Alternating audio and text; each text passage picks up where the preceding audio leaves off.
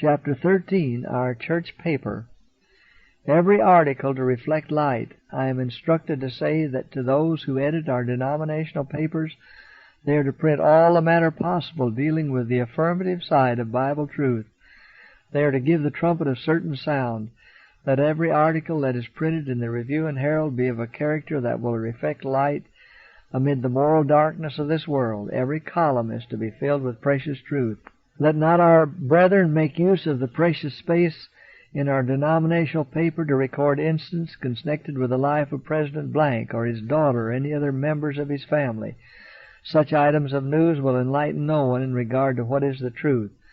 Some of the articles, even those treating upon Bible subjects, should be made shorter. Manuscript 106, 1905.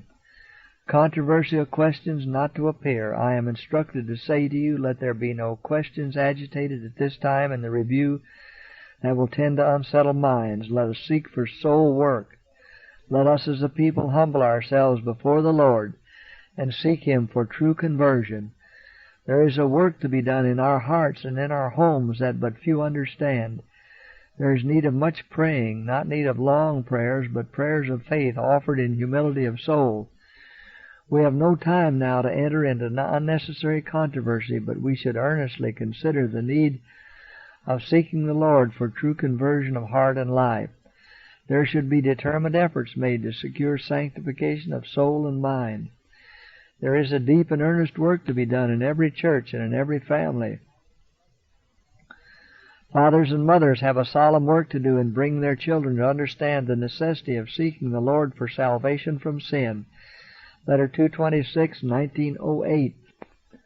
Type of articles needed. I fear that our ministering brethren are not doing the work that the time demands. Special efforts are being made in the trial volume of the Review to present our faith in a condensed form before its readers. Every number of the paper going to so many people should correctly represent our faith. Articles are needed that will place before the readers a comprehensive view of our position. The different points of faith are to be clearly defined. The publication of this trial volume is an important enterprise. The most should be made of the opportunity to awaken in the minds of the readers of the Review an interest in the truths we hold essential and sacred. Many numbers of the trial volume have been published. There are not many more to be issued. Soon the golden opportunity to present present truth at the right time will have passed. The most should be made of this opportunity. Articles right to the point should be published clearly and correctly, defining our position. Impressions, either favorable or unfavorable, are being made upon the readers.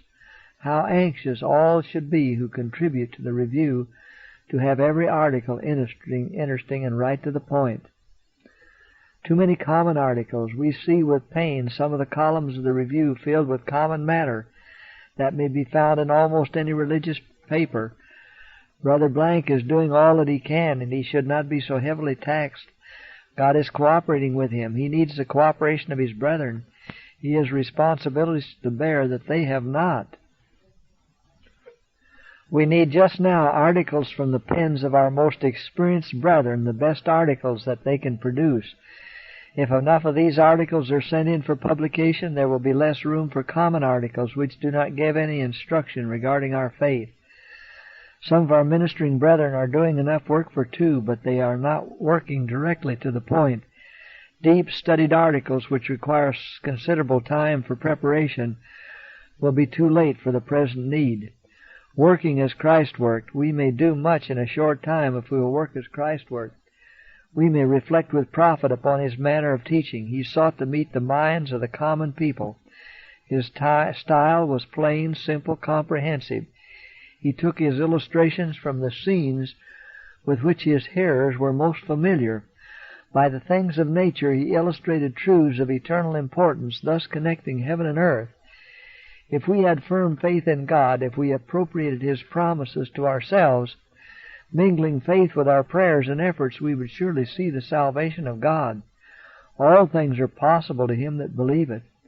In the work for this time, it is not money or talent or learning or eloquence that is needed so much as faith graced with humility.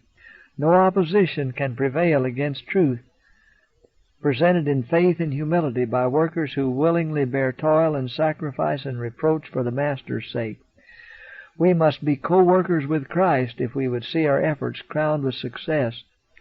We must weep as He wept for those who will not weep for themselves, and plead as He pleaded for those who will not plead for themselves.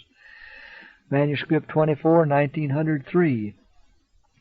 Live, spirited articles. The review is our church paper, and strength and vitality should be put into it. There is need of all that sharpened intellect that the younger helpers can give. Impress upon the contributors the necessity of writing live, spirited articles.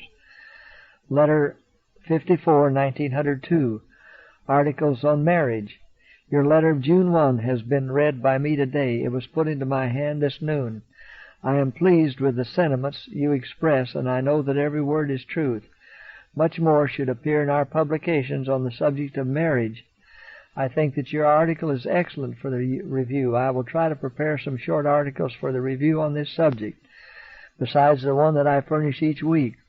Although I have not published much on this point, I have done a great deal of personal labor along this line. Letter 110, 1902.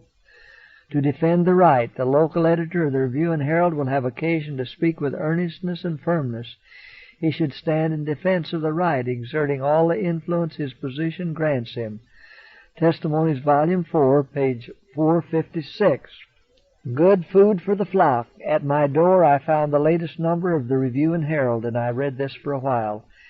It is full of good food for the flock of God. The truth, plain, positive truth, is set forth just as it should be. The experiences that it relates to the workers in mission fields are very interesting.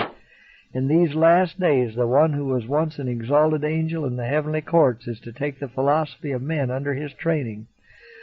The people of God are to guard carefully against the seductive influence of the deceiver. They are to hold firmly to the truths which call them out from the world and led them to stand as God's denominated people. It makes me very sad to think of how many will fall short of the Bible standard. If we knew that in just 1 year from now the Lord would come in the clouds of heaven with power and great glory, what a feeling of solemnity would rest upon us. How earnestly we should strive to prepare for His coming, that clothed in the wedding garment we might go in unto the marriage supper of the Lamb. Manuscript 12, 1904.